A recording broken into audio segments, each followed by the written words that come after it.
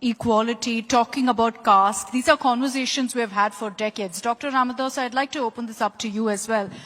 That ultimately, when we look at a caste enumeration, a caste census, will this ensure social justice? The fear is also that there's a lot of politicking over this, that this is reserved for politics, that they do this to gain for certain vote banks, and that it doesn't ultimately lead to social justice, because we've had these conversations.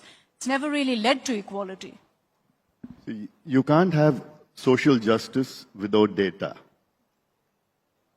And today's data is about 90 years old. 1931, during the British period, that was the last when they took a caste census. See, I'll just give you some data.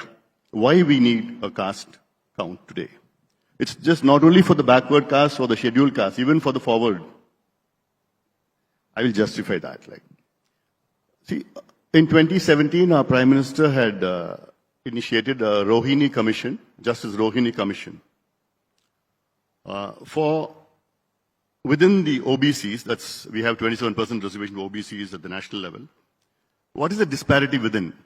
There are 2,633 communities within the OBCs, out of which 10 communities take away 24.94% of the jobs and employment or education. That's a reservation. You can say 25%. Then there are 38 communities, another 25% they take away. Then 102 communities, they take away another 25%.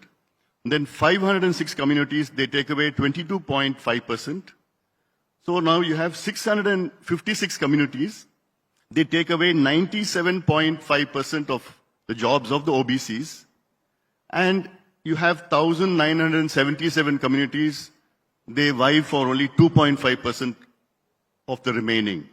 And irony is that you have 983 communities, they don't have even one job, one education, nothing. They don't have reservation.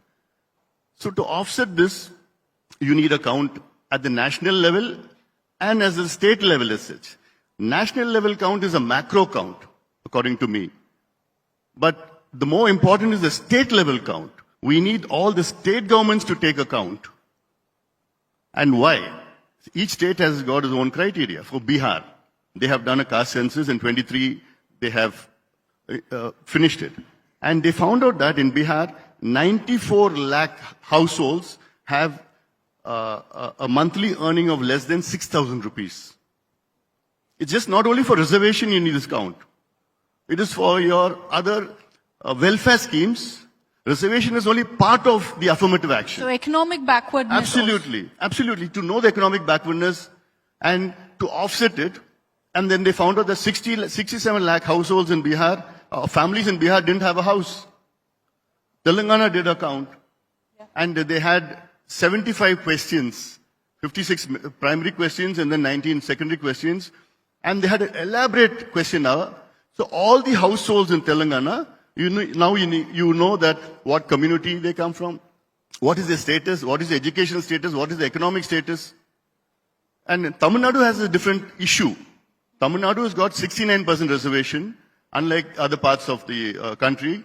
And to save this 69% reservation, and we have this in the 9th schedule of the Constitution, protected. But even then, there are cases in the Supreme Court. And the judges in the Supreme Court are asking, does Tamil Nadu have 69% of scheduled castes, scheduled tribes, OBCs and MBCs? So without a count today, we can't justify the 69% reservation. And in fact, Karnataka recently, they are going to take the second count. They took a count for the SCs, Supreme Court's ruling, and because of the count for the SCs recently, they gave internal reservation. They broke up the scheduled caste 17% into 6, 6 and 5. So, social justice is where you give more, when you say reservations or affirmative actions to the needy who have not got amongst the others. So, this is something where, so this is the justification why we need a count at the macro level, at the national level, as well as at the micro level, at the state level, because each state has got different problems. Yeah.